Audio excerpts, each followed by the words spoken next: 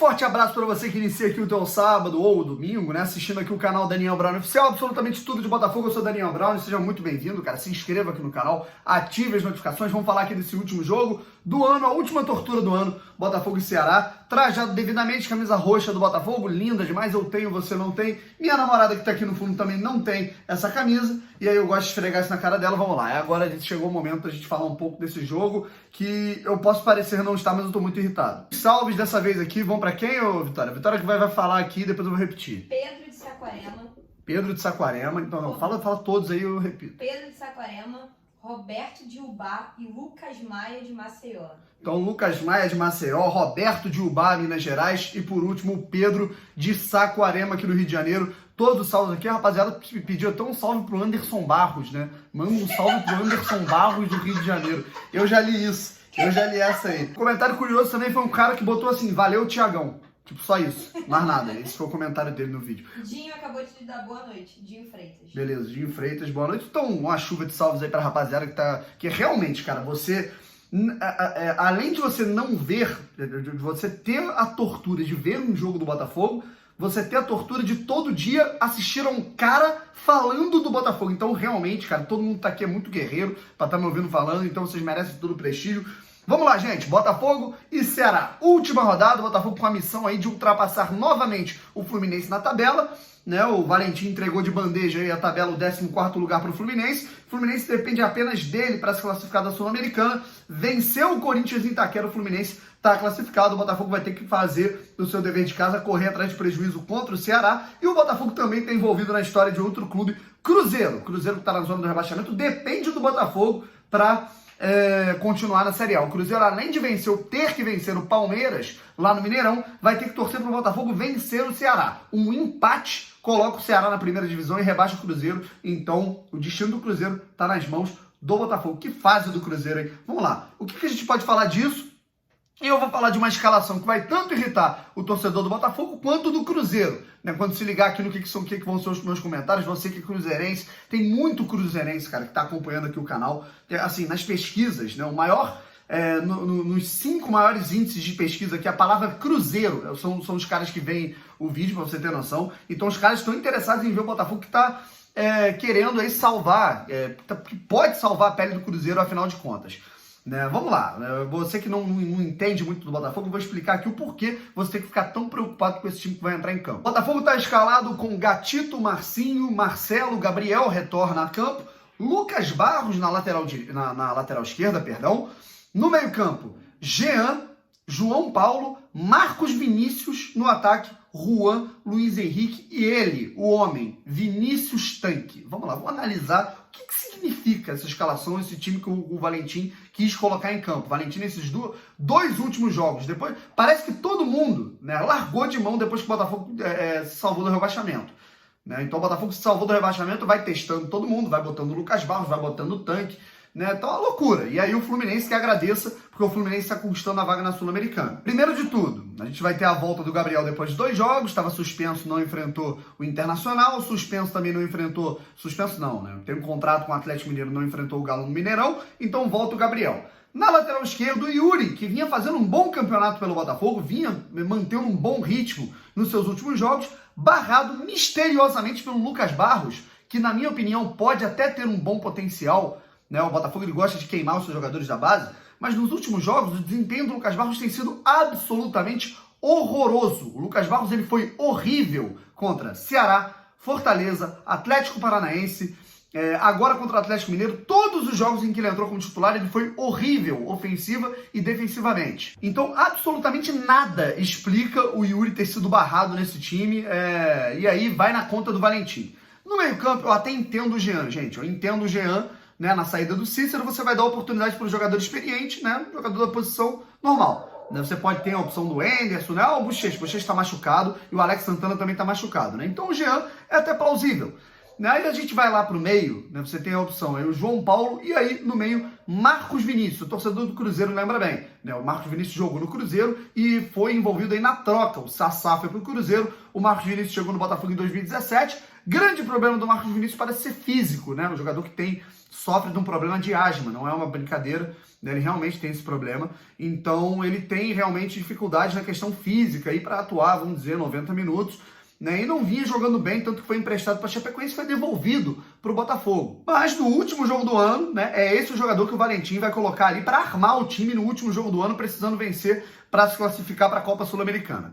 No ataque, Juan, Luiz Henrique vai ter uma oportunidade jogando do lado do campo, né, depois de ter entrado muitíssimo bem contra o Atlético Mineiro. E na frente, Vinícius Tanque. Né? E aí a gente já fez vídeo aqui questionando por que o Vinícius Tanque tem tantas oportunidades há 4 temporadas. Vinícius Tanque começou como jogador do Botafogo lá em 2016. E sinceramente, cara, aí renovou o contrato até 2020 e é uma coisa completamente misteriosa. O pessoal discute, né? Pô, mas o Anderson Barros recebeu de volta, né? Então ele foi devolvido pelo time da 2ª Divisão de Portugal. Não tem o que fazer, né? Não tem o que fazer se você coloca o jogador treinando.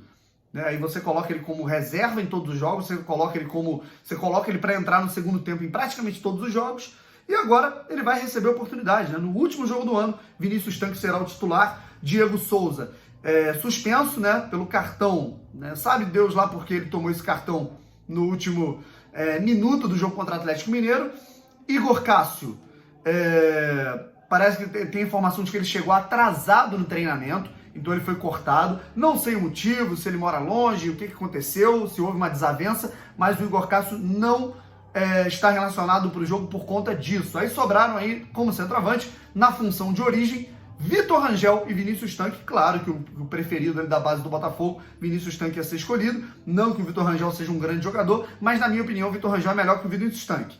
Né? E aí uma outra opção era você improvisar um outro cara como falso 9. Eu acho que o Luiz Henrique poderia fazer essa função. Né? Aí você coloca um outro ponta, né? Você muda o esquema. O Botafogo não tem...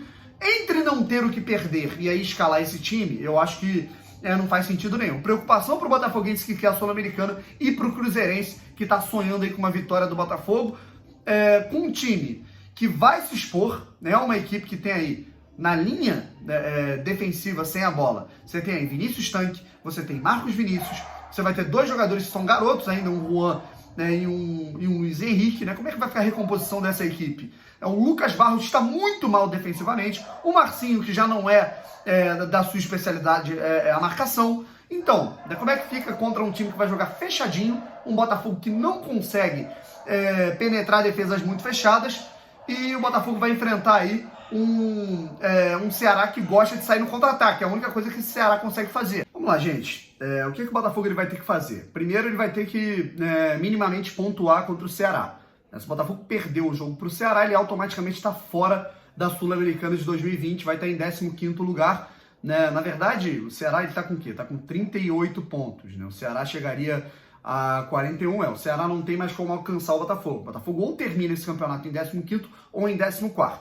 Né? Então, o Botafogo, além de priorizar a vaga na Sul-Americana, tem a questão aí da bonificação por conta de uma colocação melhor. Né? Você ganha, se eu não me engano, do 14º para o 15º lugar, uma diferença aí de praticamente R$900 mil.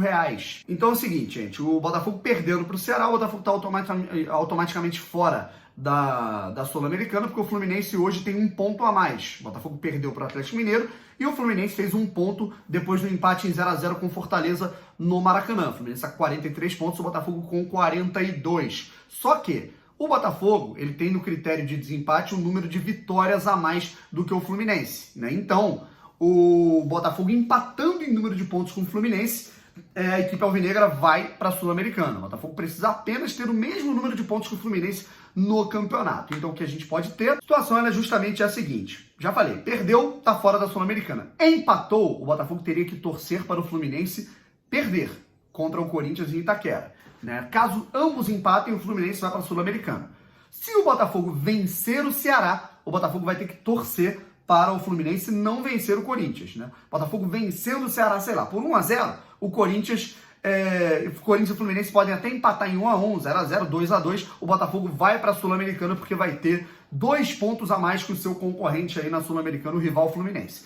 Agora vamos falar do que o Botafogo tem a ver com a vida dos outros, né? O que o Botafogo vai ter que fazer para o Cruzeiro, por exemplo? O que tem a ver o Botafogo com o Cruzeiro nessa situação? Nesse momento, o Cruzeiro está sendo rebaixado. O Cruzeiro está com 36 pontos. O Cruzeiro vem aí a 2 pontos, tá? 2 pontos do Ceará, que tem 38 pontos. Então, o Ceará e o Cruzeiro estão fazendo uma força absurda para serem rebaixados. Eu acho que o Botafogo e o Fluminense levaram muita sorte nesse quesito, né? Estão se salvando aí, estão escapando nas 2 últimas rodadas, muito por conta da incompetência desses 2 times que vão perdendo ao longo do campeonato inteiro.